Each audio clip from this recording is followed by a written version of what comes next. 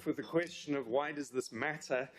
We are all under a lot of time pressure, and why should we give our attention to fixing this when we're in a hurry before the elections to get a whole lot of things done? The first issue is the motivation in terms of the Bible. The important principles to draw from the Bible is firstly that the church is meant to be independent of the state. Secondly, that the state does not have the capacity to define what the church is or what is the true church. And so all that they can do is to allow general freedom for everybody in order to preserve that independence of the church and of religion. One therefore needs to have concentric circles of freedom around the church and religious freedom and general freedom of speech and political freedom. Coupled with that is the teaching of the Bible of a very pessimistic view of human nature. Now, I think it's easy for us to be pessimistic about other people's teams, that they might do something wrong, but it's more difficult for us to be pessimistic that our own team might do something wrong. But I think the Bible teaches us, and human history teaches us, that very often our own team, even our own political party or our own religious organization, can abuse power and do bad things. So with that pessimistic view, we then need to look at the legislation in terms of what can go wrong. The first case example that I'm going to put forward, if I could go back to the two slides previously, is the example of a mentor of mine whose name was Hugh Wetmore. Could I go one back? And he was the leader of the Evangelical Alliance, who during the apartheid era was doing very similar work to what I'm doing now in making presentations to government, motivating for things. And they spied on him his entire life, even before he got into that leadership role, from when he was a student. And at one point he went and saw that his mail was being tampered with, and so he laid a charge against the security police, who then called him in and then told him his life story. And he found out that all sorts of people that he thought were his friends were actually spies working for the security police who were infiltrating these various organizations. And then they tried to recruit him to be a spy as well, to give them information, which he refused. But then he forgot about the charge that he had laid against them because he was intimidated by that. And I think you can appreciate that would be intimidating to many people. I think I've also had from one of the members of this committee told me that they had been had a similar experience from that security police. Do we want that sort of intrusive security apparatus restored to this country? No, I don't think we do.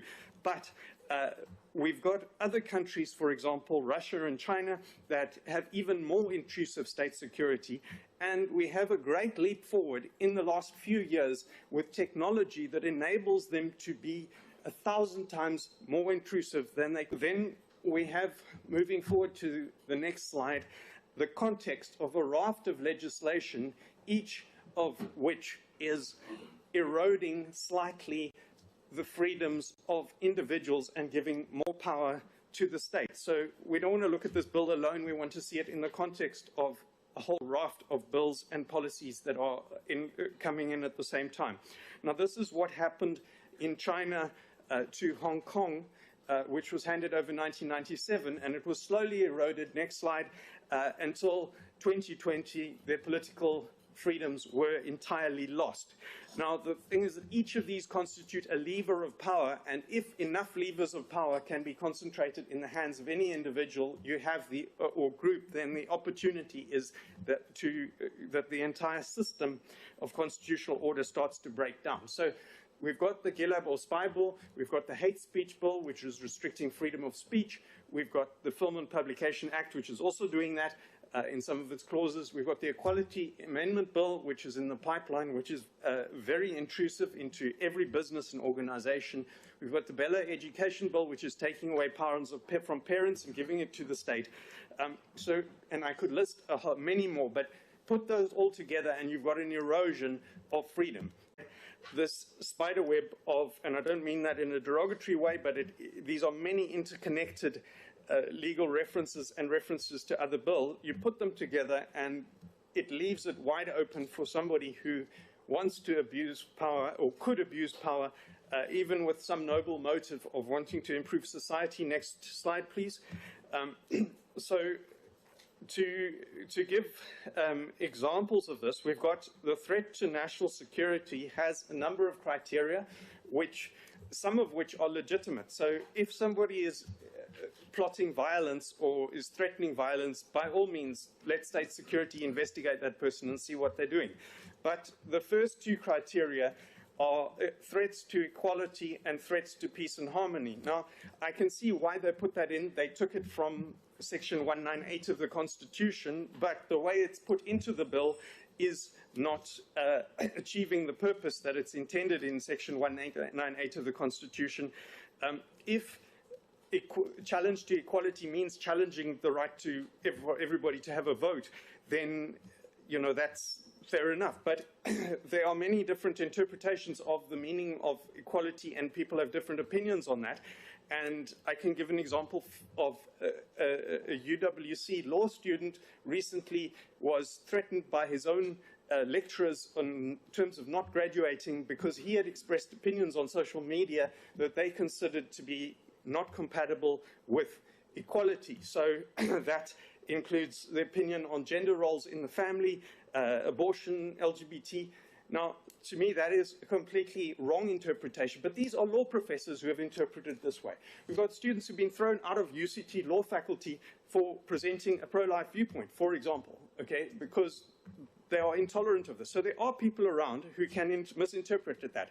Likewise, the second category, peace and harmony, in the context of Section 198, that is meant to mean the opposite of armed conflict, which is fine. If somebody's threatening armed conflict, investigate them. But the wording doesn't say that. So either change it to mean threat of armed conflict or delete it. Because otherwise somebody's going to interpret that to say, well, anybody who's saying something controversial can then be monitored or vetted by state security. Now, I'd also say that there's an enormous difference between vetting, which is prior to a person's appointment, and vetting everybody, or checking somebody after there's an identified threat. It's likewise compared to with censorship. If you want to pre-publication censor every newspaper, that is a serious problem, as has happened in the past and in other countries. But if you then have repercussions for if somebody publishes something that after the fact, well, that's less intrusive. So vetting is much more dangerous than just investigation. Then I think the misuse of the reference to Section 198 of the Constitution, in my view, that is the maximum scope of all of the security services in South Africa. It's not a mandate for investigation. So the mandate for investigation or spying needs to be narrower, and the mandate for vetting needs to be even narrower than that.